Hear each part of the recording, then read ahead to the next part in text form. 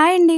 ఇప్పుడు నేను చెప్పబోయే టిప్స్‌తో సన్న కారపూస చేశారంటే అచ్చం స్వీట్ షాప్‌లో కొన్నట్లుగానే చాలా పర్ఫెక్ట్‌గా వస్తుంది. మరి ఎలా ప్రిపేర్ చేసుకోవాలో చూసేద్దామా? కోసం ముందుగా ఒక మిక్సింగ్ బౌల్ తీసుకొని జల్లెడ పెట్టుకొని ఒక కప్పు వరకు శనగపిండిని, పావు కప్పు వరకు బియ్యపిండిని వేసుకోవాలి. ఇప్పుడు ఈ పిండిలో ఒక 1 స్పూన్ వరకు వాముని, టేస్ట్‌కి సరిపడగా సాల్ట్, అలాగే 1 స్పూన్ వరకు కారం, పావు స్పూన్ వరకు పసుపు వేసుకోవాలి. తర్వాత కొంచెం కొంచెం గోరువెచ్చని వాటర్‌ని వేసుకుంటూ పిండిని అయితే కలుపుకోవాలి. వాము వేసుకునేటప్పుడు డైరెక్ట్‌గా వేసుకోవద్దండి.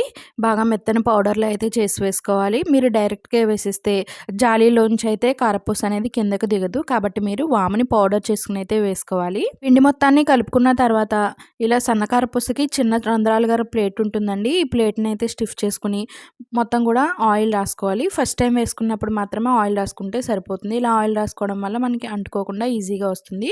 నెక్స్ట్ అయితే ఒకసారి చేతిని తడుపుకుని పిండిని మొత్తాన్ని కూడా దీంట్లోకైతే ఫిల్ చేసుకోవాలి. పిండి అనేది మరీ లూజ్‌గా కలుపుకోవద్దండి. ఇలా వీడియోలో చూపించే కన్సిస్టెన్సీలో ఉండాలి. నెక్స్ట్ అయితే బాండీ పెట్టుకుని ఆయిల్ వేసుకుని ఆయిల్ హీట్ అయిన తర్వాత ఈ కారపూసనైతే వేసుకోవాలండి.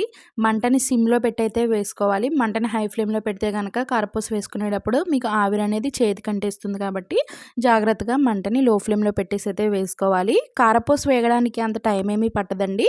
ఒక 10-15 సెకండ్స్‌లోనే ఒకవైపు అయితే వేగిపోతుంది. దాన్ని మరలా టర్న్ చేసుకొని ఇంకో వైపు కాల్చుకొని పక్కకు తీసేసుకోవాలి. అంతేనండి. చూసారు కదా ఎంత పర్ఫెక్ట్‌గా వచ్చిందో.